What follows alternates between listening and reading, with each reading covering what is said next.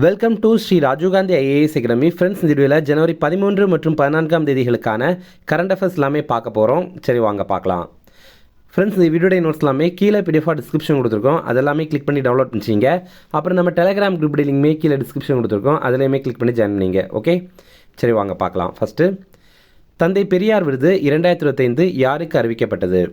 இதற்கான answer Arulmozhi. Okay, இப்போ பார்த்தீங்கன்னா தமிழக அரசு விருதுகள் இதெல்லாமே அறிவித்திருக்காங்க.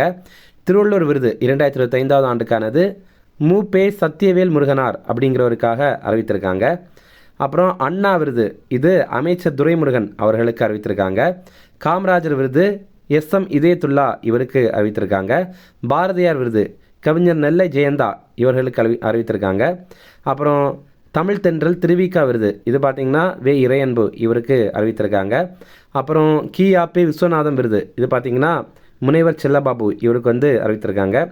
ஃப்ரெண்ட்ஸ், இந்த மாதிரி நம்ம விருதுகள் பற்றி படிக்கும்போது நம்ம ஷார்ட்டாக படிக்கிறது நல்லது. இப்போது தமிழ் தென்றல் திருவிக்கா விருது அப்படின்னு படிக்கிறத விட திருவிக்கா விருது இறையன்பு அப்படின்னு ஷார்ட்டாக படித்தோன்னா நமக்கு ஈஸியாக இருக்கும். ஓகேவா? அடுத்து பார்த்திங்கன்னா கலைஞர் விருது இது விடுதலை விரும்பி அப்படிங்கிறவருக்கு அறிவித்திருக்காங்க. அப்புறம் அம்பேத்கர் விருது இது விசிகா கட்சி இருக்குல்ல, அதோடைய எம்எல்ஏயான சிந்தனை செல்வன் இவருக்கு அறிவித்திருக்காங்க. இதில் அம்பேத்கர் விருது யாருக்கு வழங்குவாங்க அப்படின்னா ஆதி திராவிடர் மற்றும் பழங்குடியினருடைய நலத்துக்காக உழைத்திருக்கவங்களுக்கு வழங்குவாங்க. அப்போது அந்த ஒரு துறை தான் இதை வழங்குறாங்க. தமிழக அரசு கீழே இருக்கிற ஆதி திராவிடர் மற்றும் பழங்குடியினர் நலத்துறை தான் இதை வழங்குறாங்க. இது ஏற்கனவே ஒரு முறை எக்ஸாமில் கேட்டிருக்காங்க. அம்பேத்கர் விருது யாருக்கு எந்த துறைக்காக உழைக்கிறவங்களுக்கு வழங்குவாங்க அப்படிங்கிறத கேட்டிருக்காங்க. அதே மாதிரி தான் பெரியார் விருதுமே இது பார்த்திங்க அப்படின்னா வழக்கறிஞர் அருள்மொழி அவர்களுக்கு அறிவித்திருக்காங்க. இந்த பெரியார் விருது யாருக்கு வழங்குவாங்க அப்படின்னா பிற்படுத்தப்பட்டோர், மிக பிற்படுத்தப்பட்டோர் மற்றும் சிறுபான்மையினர் இருக்காங்கள, இவங்களுக்காக யார் உழைத்திருக்காங்களோ, அவங்களுடைய முன்னேற்றத்திற்காக யார் பாடுபட்டிருக்காங்களோ அவங்களுக்கு அந்த நலத்துறையினால் வழங்கப்படுற ஒரு விருது தான் இது. ஓகே, அது கூட ஒரு முறை எக்ஸாமில் கேட்டிருக்காங்க. ஓகே, இதில் விருது பெற்ற ஒவ்வொருவருக்கும் ரூபாய் 5 லட்சம் ரொக்க பரிசு கொடுப்பாங்க. கூடவே 1 சவரன் தங்கப்பதக்கமும் கொடுப்பாங்க. ஃப்ரெண்ட்ஸ், நம்ம ராஜீவ் காந்தி ஐஏஎஸ் அகாடமியில் இந்த ஆண்டு நடைபெற போகிற டிஎன்பிஎஸ்சி குரூப் 1 எக்ஸாமுக்கான ப்ரிலிம்ஸ் டெஸ்ட் சீரிஸ் ஸ்டார்ட் பண்ணியிருக்கோம். ரொம்ப குறைந்த கட்டணத்தில் இதை நம்ம நடத்துகிறோம். ஸ்க்ரீனில் தெரிகிற நம்பருக்கு நீங்கள் இதை கால் பண்ணி மேலும் தகவல்கள்லாம் தெரிஞ்சுட்டு நீங்கள் இதில் ஜாயின் பண்ணிக்கலாம். அதே மாதிரி இந்த ஆண்டு நடைபெற போகிற டிஎன்பிஎஸ்சி குரூப் 2 எக்ஸாம் ப்ரிலிம்ஸ் எக்ஸாமுக்கான ஃபீனிக்ஸ் அப்படிங்கிற டெஸ்ட் சீரிஸ் நம்ம லான்ச் பண்ணியிருக்கோம். நீங்கள் ஸ்க்ரீனில் தெரிகிற நம்பருக்கு கால் பண்ணி இது சம்மந்தமான தகவல் உங்களுக்கு என்னென்ன தகவல் தேவைப்படுதோ அதெல்லாம் கேட்டுட்டு இதில் ஜாயின் பண்ணிக்கலாம். அடுத்தது, ஈரான் நாட்டுடன் வர்த்தகம் செய்தால் எத்தனை சதவீதம் கூடுதல் வரி விதிக்கப்படும் என அமெரிக்க அதிபர் அறிவித்தார்?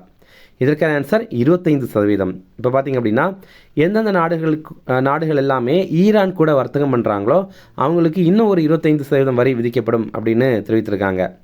எதனால் அப்படின்னா அமெரிக்கா என்ன குற்றச்சாட்டு தெரிவிக்கிறாங்கன்னா ஈரான் அணுகுண்டு தயாரிக்கிறாங்க, அதுக்கு இந்த மாதிரி வர்த்தகத்தில் ஈடுபடுற பணத்தை பயன்படுத்துகிறாங்க அப்படிங்கிறதான் அவங்களுடைய குற்றச்சாட்டாக இருக்குது.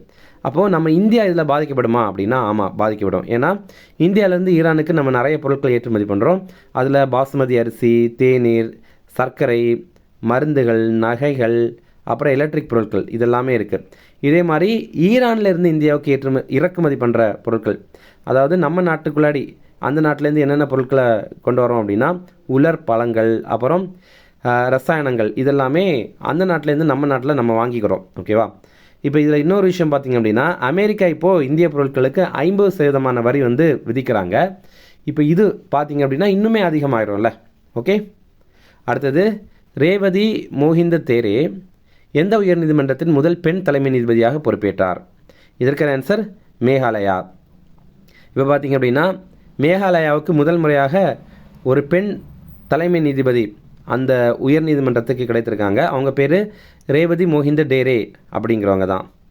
அடுத்தது, வெனிசுலாவின் தற்காலிக அதிபராக தன்னை அறிவித்து கொண்டவர் யார்? இதற்கான ஆன்சர் டொனால்டு ட்ரம்ப். இப்போ பார்த்திங்க அப்படின்னா அமெரிக்காவுடைய அதிபரான டொனால்டு ட்ரம்ப் அவர் வெனிசுலா நாட்டிற்கு அவர் தான் இப்போ தற்காலிக அதிபர் அப்படின்னு அவரே அறிவித்துக்கிட்டார்.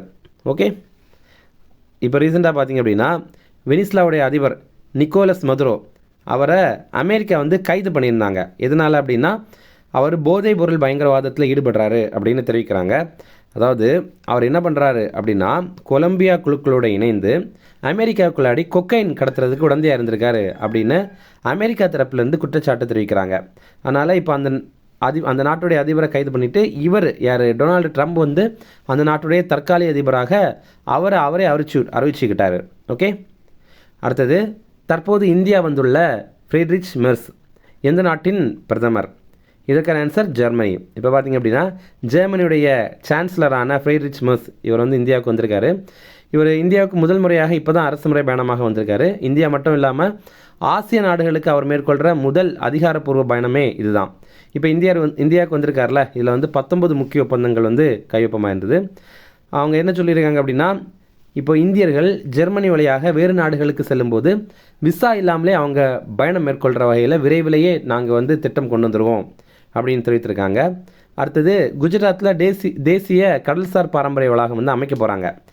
இதில் ஜெர்மனி கடல்சார் அருங்காட்சியகத்தோடு இணைந்து இது மேம்படுத்தப்படும் அப்படின்னு இதை தெரிவித்திருக்காங்க. அடுத்தது இந்தியா ஜெர்மனி முத்தரப்பு மேம்பாட்டு ஒத்துழைப்பின் கீழே புதிய திட்டங்கள் அறிவித்திருக்காங்க. அதோடைய அடிப்படையில் சில சின்ன நாடுகள் பயன்பெற வகையில் அதை அறிவித்திருக்காங்க. கானா, கேமரூன் மற்றும் மலாவி இந்த நாடுகளுக்கெல்லாம் உதவுற வகையில் இதை வந்து அறிவித்திருக்காங்க. ஓகே, அடுத்தது அயலக தமிழர் தின மாநாடு தற்போது எங்கு நடைபெற்றது? இதற்கான ஆன்சர் சென்னை. இப்போ பார்த்திங்கன்னா அயலக தமிழர் மாநாடு இது வந்து சென்னையில் நடைபெற்றது. இதில் வந்து 4 புரிந்துணர்வு ஒப்பந்தம் வந்து கையொப்பமாக இருக்குது. அடுத்தது தமிழ் மனம் அப்படிங்கிற ஒரு திட்டம் இருக்குது. இது என்ன அப்படின்னா, வெளிநாடுகளில் தமிழ் கற்பிக்க ஆசிரியர்களை பணியமர்த்துகிற திட்டம் தான் இந்த தமிழ் மனம் அப்படிங்கிற திட்டம். இப்போ இதன் கீழே தான்சானியா, இந்தோனேஷியா, உகாண்டா இந்த நாடுகளில் 10 ஆசிரியர்களை வந்து நியமிச்சிருக்காங்க. அடுத்தது தமிழ் மாமணி விருது இது வந்து டாக்டர் அண்ணாமலை அப்படிங்கிறவருக்கு இந்த விருதை வழங்கியிருக்காங்க. அடுத்தது தமிழகத்திற்கு தனி செயற்கை நுண்ணறிவு மையம் எங்கே அமைக்கப்பட உள்ளது? இதற்கான ஆன்சர் சென்னை. இப்போ பார்த்திங்க அப்படின்னா தமிழகத்திற்காக தனி செயற்கை நுண்ணறிவு மையம் ஒன்று அமைக்க போகிறாங்க. இதுதான் இந்தியாவுடைய முதல் full stack sovereign AI park. Okay, அதாவது ரூபாய் 10,000 கோடியில் சென்னையில் இதை அமைக்க போகிறாங்க. இதை சர்வம் ஏஐ அப்படிங்கிற நிறுவனம் வந்து உருவாக்க போகிறாங்க ஐஐடி மெட்ராஸுடைய உதவியில். இதன் மூலமாக 1000 பேருக்கு உயர்திறன் தொழில்நுட்ப வேலைவாய்ப்புகள் கிடைக்கும் அப்படின்னு எதிர்பார்க்கப்படுது. இதில் என்ன சிறப்பு அப்படின்னா, ஒரு மாநிலத்திற்காக தனியாக ஏஐ மையம் உருவாக்கப்படுறது இந்தியாவிலே இதுதான் முதல் முறை. அதான் நம்ம இதில் இங்கிலீஷில் கொடுத்துருக்கோம், India's first full stack sovereign AI park இது அப்படின்னு. இதில் சிறப்பம்சங்கள் என்னென்ன இருக்கும் அப்படின்னா, தமிழில் முதல் முறையாக ஏஐ தொழில்நுட்பம் வந்து உருவாக்க போகிறாங்க. அடுத்தது நம்ம தமிழக அரசு துறைகளுடைய அனைத்து தரவுகளும் இதில் இருக்கும். தமிழகத்துடைய தரவுகளை வைத்து ஆய்வு செய்ய இது உதவியாகவும் இருக்கும்.